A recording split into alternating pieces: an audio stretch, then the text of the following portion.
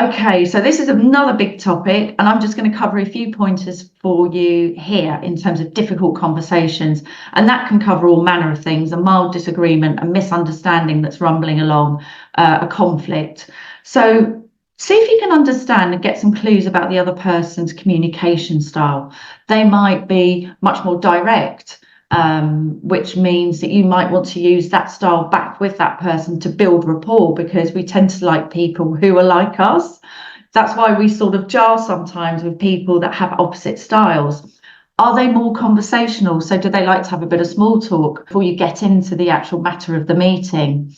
Are they reserved? Is it going to take a bit more time to have this conversation, or it might be several conversations?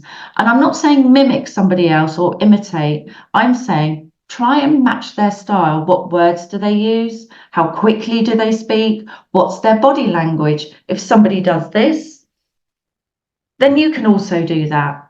I'm not saying do it straight away, so you're mimicking every move. What I'm saying is every now and again, match the body language and mirror the body language, because it does help to build that rapport, that relationship, which can be very important when people are nervous about dealing with difficult situations. Listen actively. Please, let's not think about what we're going to say next. When you ask a question and actively listen, it takes the pressure off of you, and you potentially learn something that you didn't know before.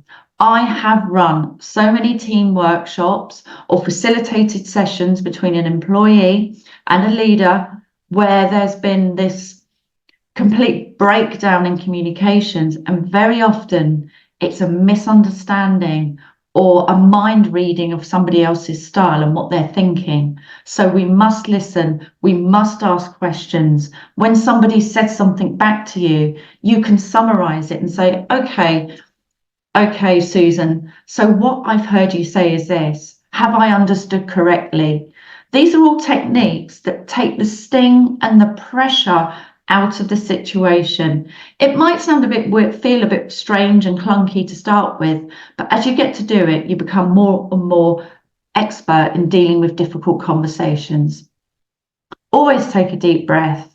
React? No. Respond? Yes. Take a deep breath and think about what you're saying, because with all the workshops that I've done and the facilitated conversations I've had, we often don't know the full story. There's a piece of information missing. There's an assumption that's been made.